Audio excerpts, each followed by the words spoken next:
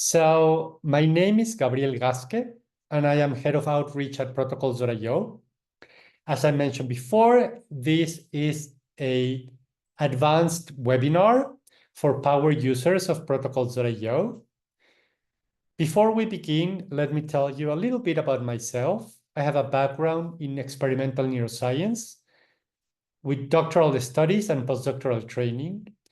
And before joining Protocols.io, I was an editor in PLOS Biology for about 10 years. PLOS Biology is the flagship journal of the Public Library of Science, or PLOS. So I consider myself a scientist as well as an advocate for open science, experimental reproducibility, and research integrity. So before we jump in, I'm going to share some housekeeping information. As I mentioned before, I am recording this presentation, and I will share the recording with all registered participants. Also, closed captioning has been enabled, so feel free to turn it on if you want to use it. I will present for about 40 to 45 minutes, leaving at the end some time for questions. But you can start typing those questions at any moment in the chat or the Q&A windows of Zoom. Finally, this is not an introduction to Protocols.io, and my presentation assumes certain familiarity with the platform. In case you are not an advanced user and I want to point out that the platform is really intuitive, and the best way to familiarize yourself with the many different tools and functionality is just to log in and play around. However, we also have a series of resources that you can browse for more information. So these resources can be found at the bottom of this slide. So the first link will take you to the series of webinars that we host every month, and those include introductions to the platform. And in the bottommost link, you can reach a request of a one-to-one demo. In those demos, you will be talking to one of our team members, and you can share your screen, they can share their screen, and have a very dynamic interaction about any question that you might have about the platform. But today we will be highlighting some of the features that might take a couple of months before you encounter them, and could, however, be very useful from the start.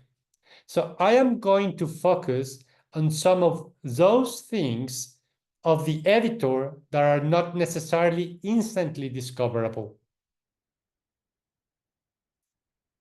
as well as the file manager and the workspaces.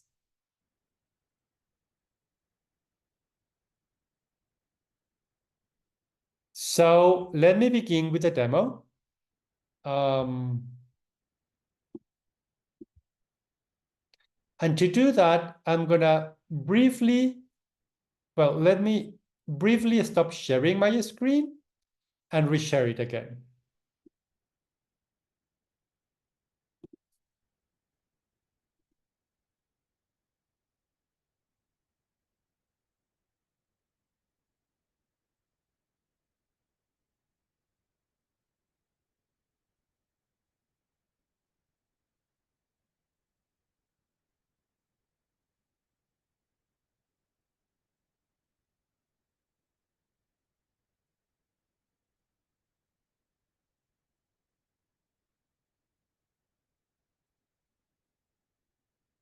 Okay, so now you can see my full screen.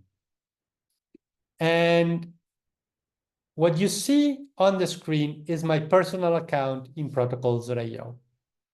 And just to orient ourselves, we have to the left the many workspaces to which I belong.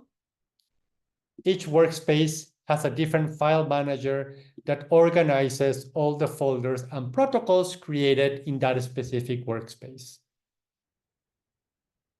But we are going to be working from my own specific private workspace. So these are the folders and documents that I have saved in that workspace. And that I am sharing with other members of the workspace. So the first point that I want to discuss is how everything that you create in protocols.io starts privately, being that a workspace or a document.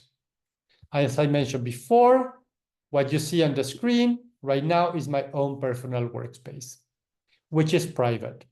But at any moment, you can make your workspace public, meaning that it will be searchable and people can request to join. To make your workspace public, you go to the administration menu, select preferences, go to advanced options, and then you can make your workspace public. If you decide to make your workspace public, you can also tailor how people can join the workspace once they find it. You can make it open to all, by request, or by invitation only. I'm going to go back to the private mode. I'm going to save the changes and close. So I kept my workspace public. Sorry, I kept my workspace private. However, I can invite members, colleagues to my workspace, so I can share immediately all the documents that I'm storing and saving in my workspace. To invite members to a workspace, you again go to the administration menu, you select members, and then you can invite people by typing their email address. To join your workspace, they will have to create an account in protocols.io following the invitation that you have just sent. However, creating accounts in protocols.io is completely free. Once they become members of your workspace, they will have access to the documents that you are saving in the workspace folder. You can also tailor what the members of your workspace can do with your documents. If you go to the administration menu, file settings, you can, for example, disable publishing. But I'm going to allow it. You can make your members, the members of your workspace, view only, view and edit, or view, edit, and publish. So you can really tailor what the members of your workspace can do with the documents you're sharing with them through the file manager.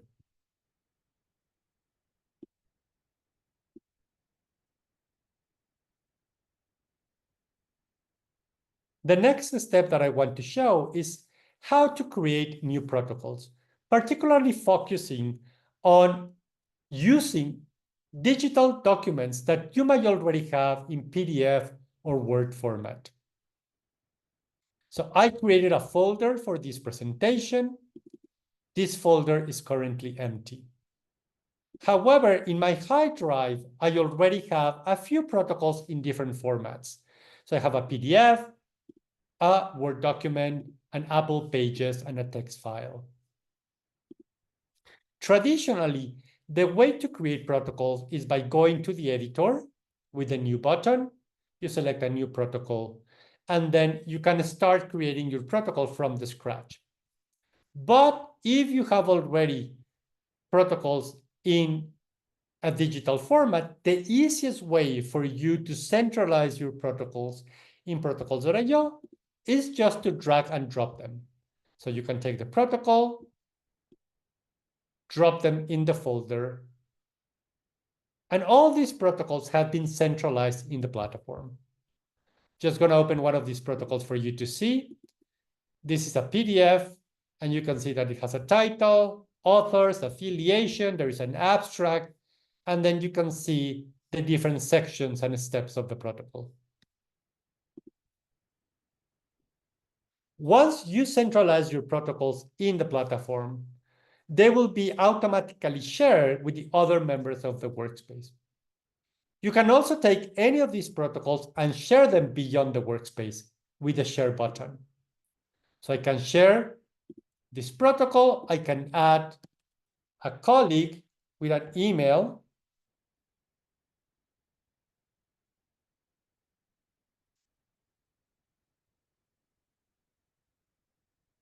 And if I save the changes, then my colleague will be able to access not the workspace, just this very specific document.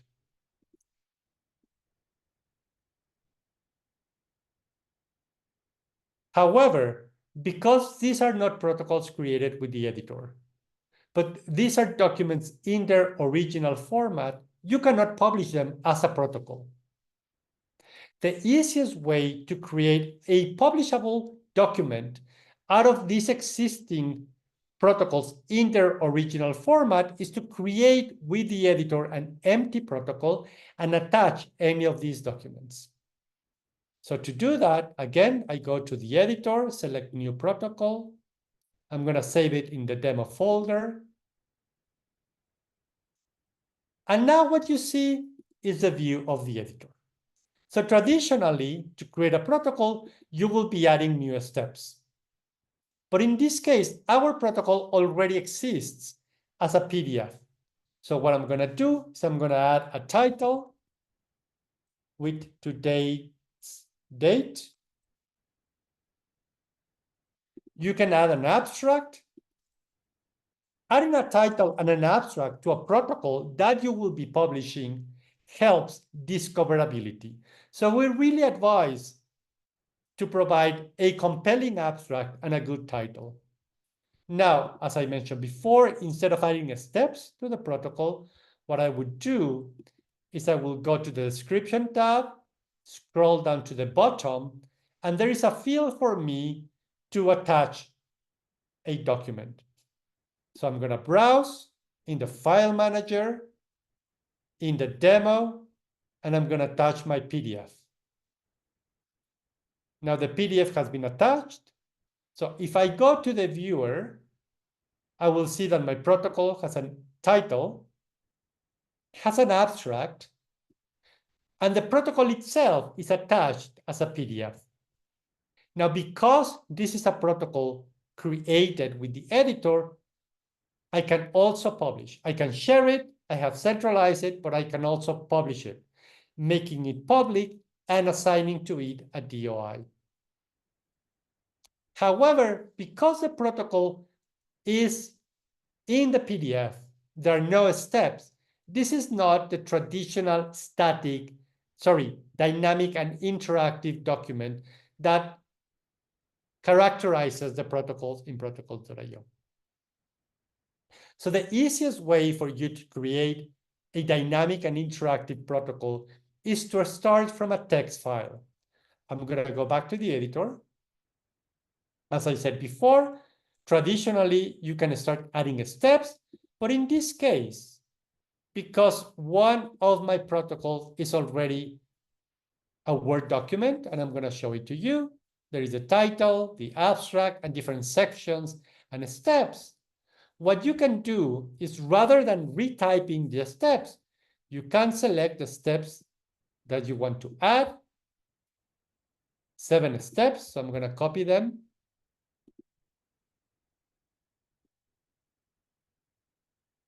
Select insert steps from text. Paste the content here. And now these steps from the text file have been transformed in the steps of my protocol. These steps belong to section 1. I can copy the title of the section 1. Sorry.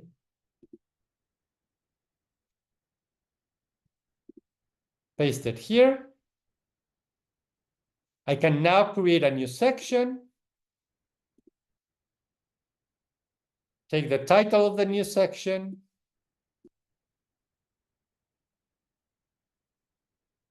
Paste it here. Add new steps from text, copy the next two steps, and insert them. Sorry, these steps need to go down.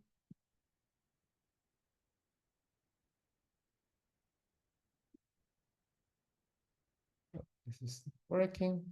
Let's delete this. And I'm going to insert steps from text. Again, I'm going to copy these, insert them. And now I added them to the right section. I will delete the empty step. And now I have two sections with the respective steps. Now, if I go to the viewer,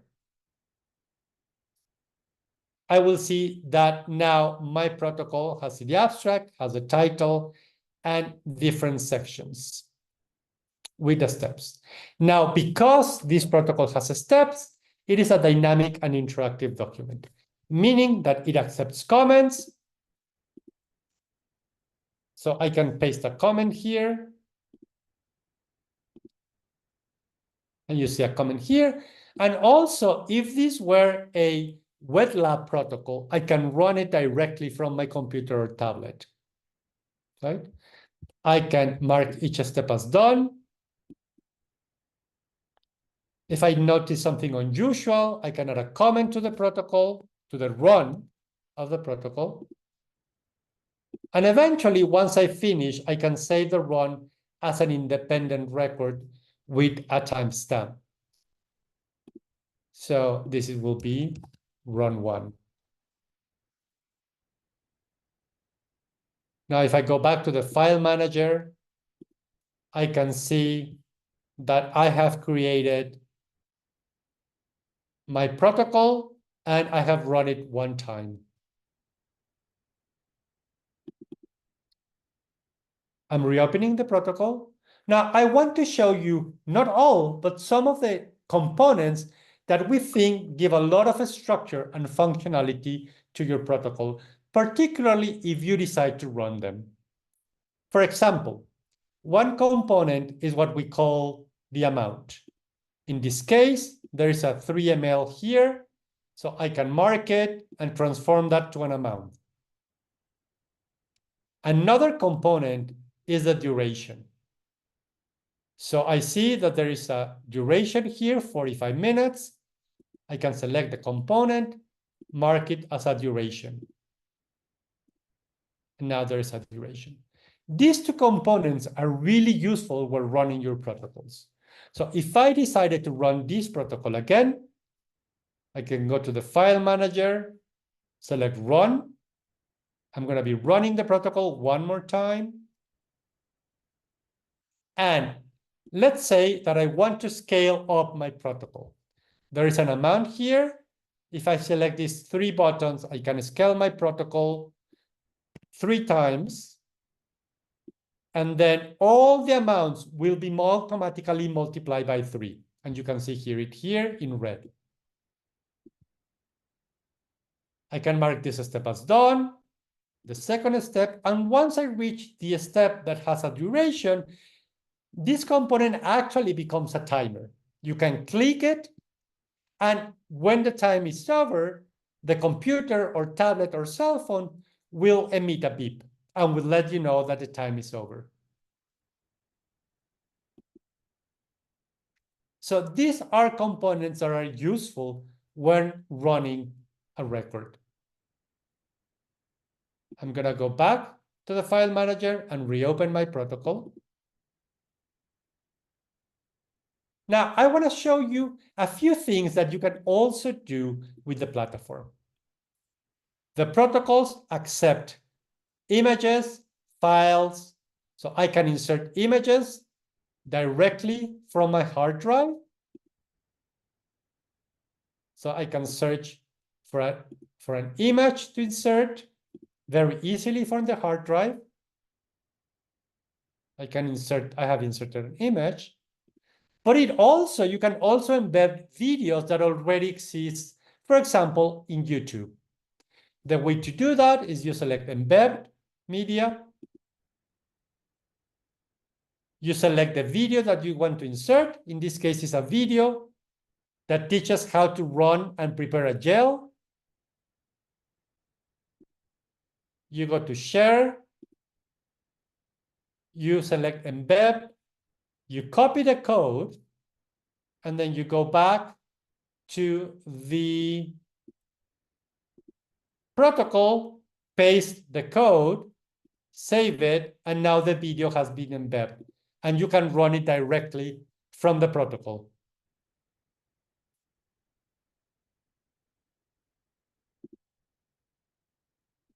The protocol also accepts tables. So you can create a new table, for example, and you can call it reagent, volume, and 3x. So reagent A, reagent B, the volume could be 45, 7, and it accepts formulas. So you can say equal B2 times 3, and then now you have a table with reagents and 3 times. However, you can also bring tables that already exist in Excel or Google Sheets. To do that, you can start with an empty table. You open your Excel table. You can copy the content. And I want to point it out that here, I have formulas. So column C is 10 times column B. I can take the content, copy it, go back to my protocol and paste the content. So I have transferred the values. However, it was the values that were transferred, not the formulas. You can see that if I double click, I just get the values, not the formulas. If I want to transfer the formulas, what I have to do in Google Pages, Sheets, is go to View, Show Formulas, and now what I see here are the formulas, not the values. Again, I can copy them, go back to my protocol, paste them, and now the formulas have been copied.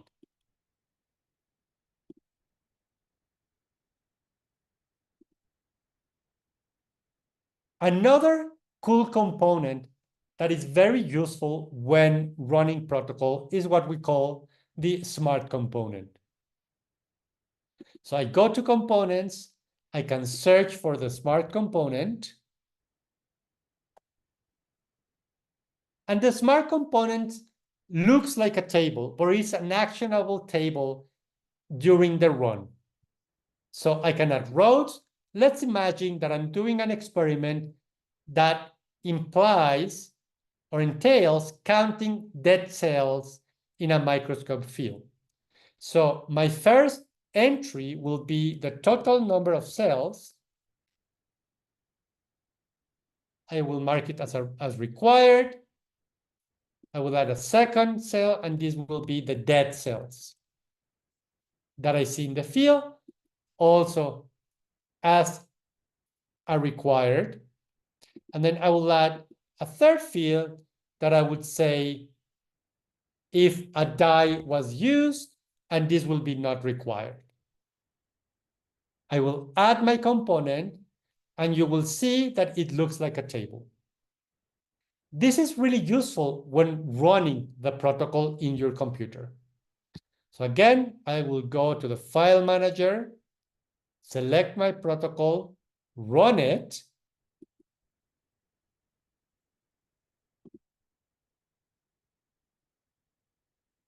And as I mentioned before, every time that I complete a step, I can mark it as done.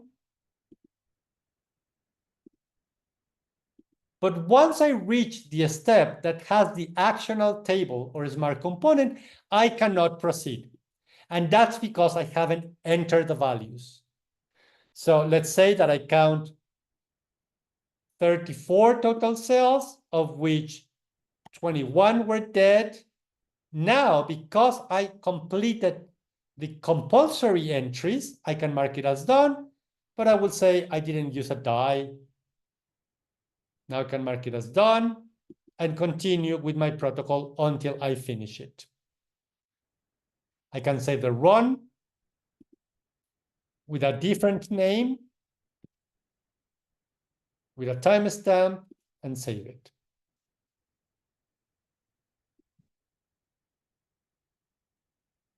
Now, if I go back to my file manager, I will see that there is a second run. And if I open that run, I will see that the values that I enter in the smart component have been saved. Let's go back to editing my protocol.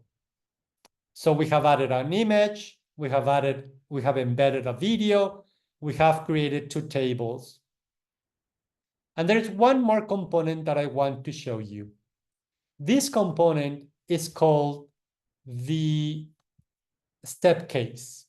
So I'm going to so instead of adding a new step, I'm going to go to new, select step case, and a step case allows you to create bifurcation of the protocol. So let's say that this is a protocol that up to this step, it's a common stem, but then you can either select to keep working with 1 or 2 tissues. Let's say heart and lungs. So I'm going to call it lung tissue.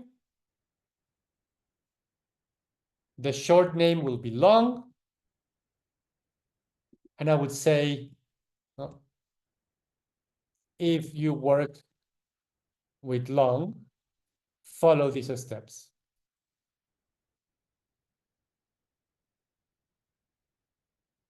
And I will add a step case. I can add a second step case that will be heart tissue. The short title will be heart. And again, for heart tissue, follow these steps. Another step. Now my protocol has a common trunk, and then it bifurcates in lung and heart. And now I can add steps to each of the branches. So I'm going to add a new step, and this will be heart specific step 1. I can add a second step, heart specific step 2, a new step, heart specific step 3, and then the branches come together in a new step that will be common step 1. And then I can add a second step that will be common step 2. Now I can go back to the lung and add the specific steps for the lung. Now the lung only has 2 steps. Step 1 for lung.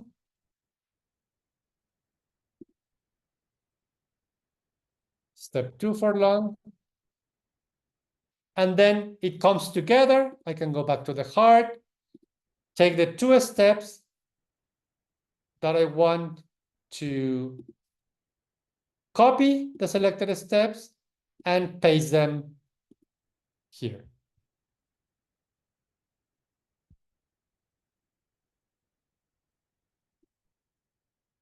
I have to,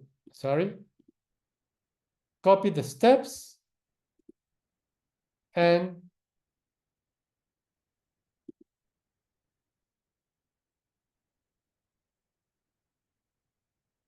paste the steps, I should be able to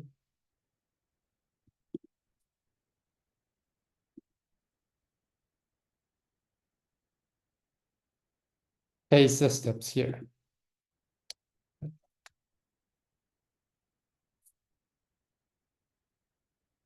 Again, sorry about that. So copy the selected steps.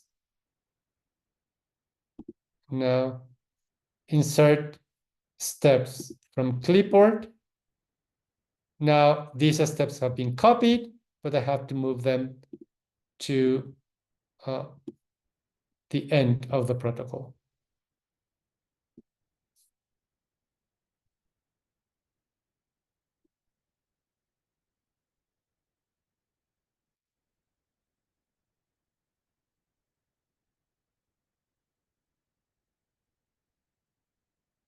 Okay, so I have a step 1 for long, step 2, and the common steps. So if I go now to the run record again, I can run my protocol.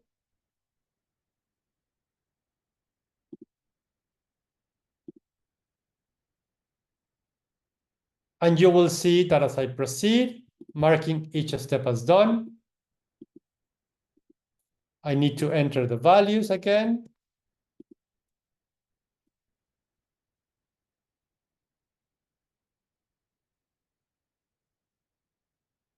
When I get to the next step, I can choose to do either hard or long.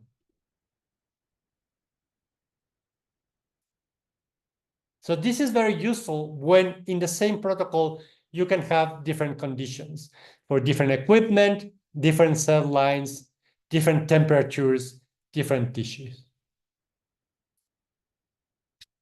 And this is the last point that I want to touch about editing protocols. I talk about how to invite people to the workspace, how to share documents. Now I want to discuss a few points about forking, versioning, copying, and creating collections. So let's say that I want to make this protocol works very well, but I want to optimize it for a different species. So everything has been optimized for mice, but I want to apply it to rats. So what I can do is I can create a fork. I can click the protocol, select copy or fork, create a fork. I can make a fork, and I'm going to call it fork for rats. Now I have created a copy of my protocol, but these two protocols, because I forked them, they will be related. The line of credit is preserved.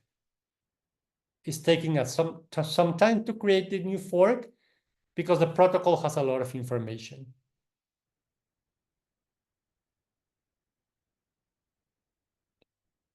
Let's just wait a little bit.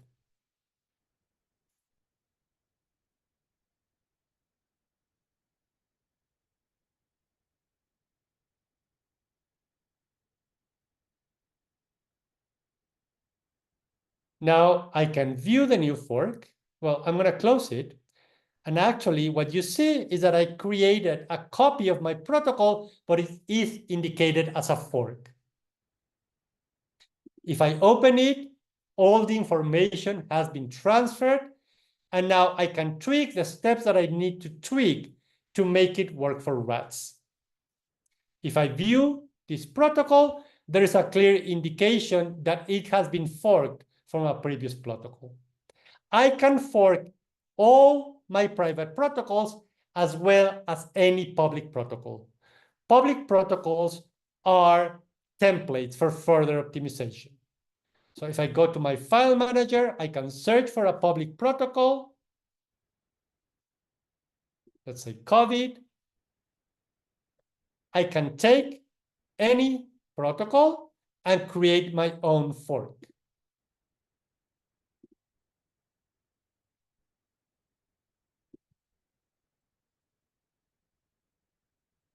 And I'm gonna add here just to make sure that this is my own fork. This, remember, was a public protocol.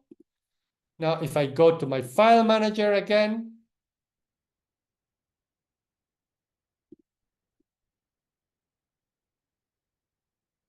you will see that I have created two forks, one from a private protocol, one for a public protocol. Now, I can also create not a fork, but a copy. If I create a copy, the two protocols will be independent, and I won't be able to trace copy A to copy B. So if I make a copy, again, it's going to take some time. So, but I have now created a copy, and as you can see, there is no trace in the copy that it comes from an original protocol. Now, we recommend using forks when you have a working protocol and you want to modify it to make it work for a different condition. So you can always trace back to the original protocol. We recommend using copying when you're putting together a collection, a series of protocols. Let's say that they all share the same metadata, like the same authors, the same finding. So you can create a template and then create multiple copies because the content of the protocol won't be related to each other. And finally, you can always create new versions of a protocol. Versions of a protocol, they sit on top of each other. And we recommend creating versions when you want to improve or correct an existing protocol. So I can select my protocol, create a new version,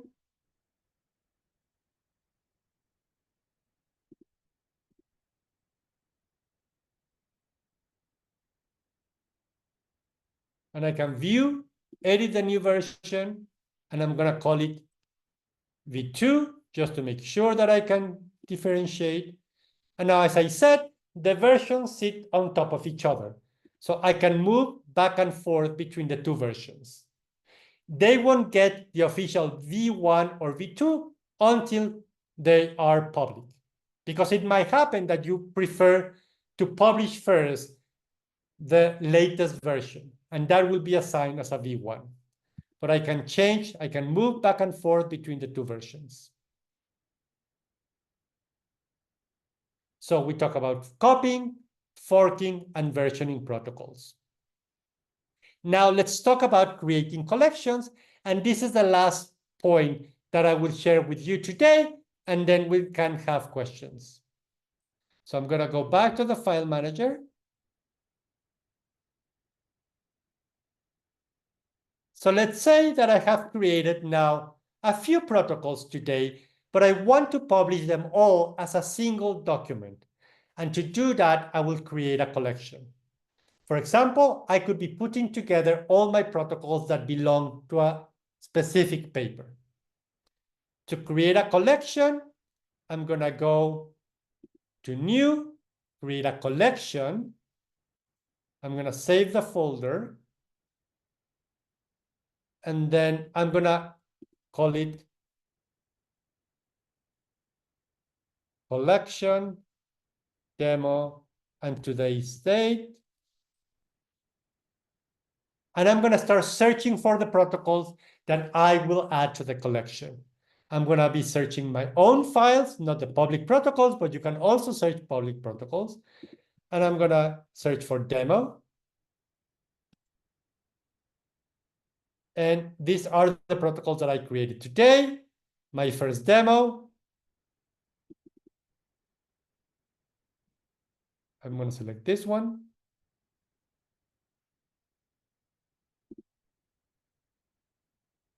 And then I'm going to select this one and this one. Now you see that I have added 3 protocols to my collection. I can reorder the protocols if I want to. And then I can go to the viewer. And you will see that my collection has 3 protocols. I can preview the protocols. I can open the protocols. And I can publish the collection as a document. And it will receive a DOI in addition to the DOIs for each of the protocols. However, to publish a collection, I first need to publish the independent protocols. I cannot publish a collection with private protocols first.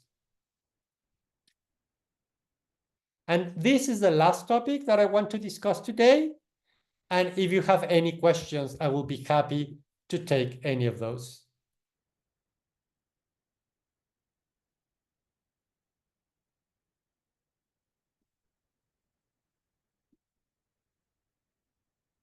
Remember that I will be sharing the slides or the recording with all registered participants.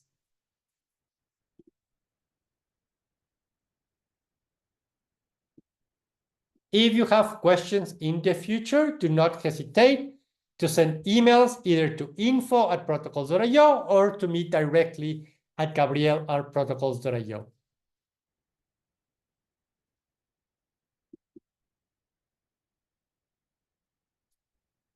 Again, thank you so much for your attendance, and I hope that the information that I share with you is useful as you decide how to use the platform. Thank you so much.